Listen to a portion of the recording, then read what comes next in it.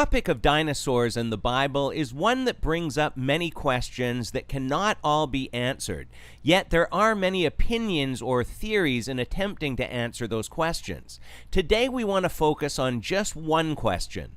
Does the Bible mention dinosaurs? Obviously, the word dinosaur is not in the Bible, but we do have a couple of passages that would seem to describe something that very well may be a dinosaur. I think most of us would agree that dinosaurs definitely did exist. Explorers all over the world have found and are still finding dinosaur bones and fossils today. Most cultures have stories of large creatures both on land and in the water that are more commonly referred to as dragons. We even have cave paintings in many countries that seem to show these large creatures dwelling at the same time as man did. How long ago they existed will depend on your view of a young or old Earth. Did Noah bring dinosaurs on the ark is another question that brings up many opinions and ideas. Why did they go extinct? And are there dinosaurs alive today are still more questions that you can do your own research online. But today we'll look at two places in the Bible that may speak of dinosaurs. Most scholars would agree that Job is the oldest book in the Bible.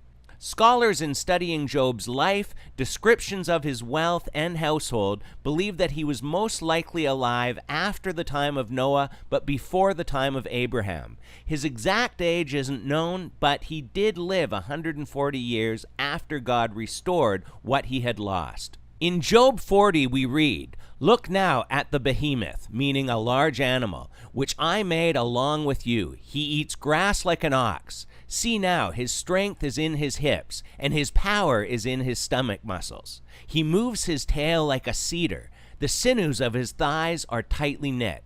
His bones are like beams of bronze, his ribs like bars of iron.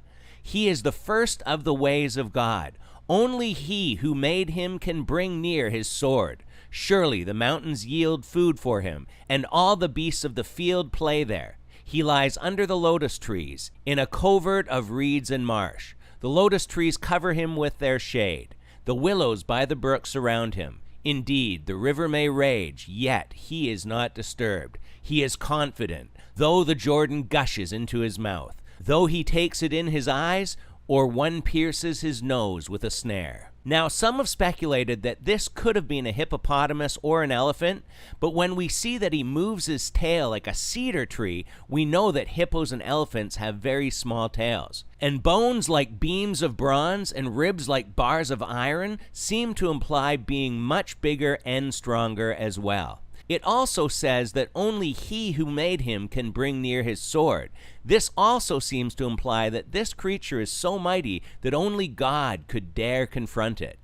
In Job 41, we also see Leviathan being another creature that seems to be similar. Can you draw out Leviathan with a hook or snare his tongue with a line which you lower?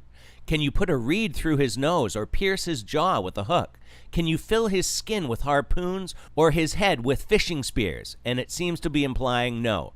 I will not conceal his limbs, his mighty power, or his graceful proportions. Who can remove his outer coat? Who can approach him with a double bridle?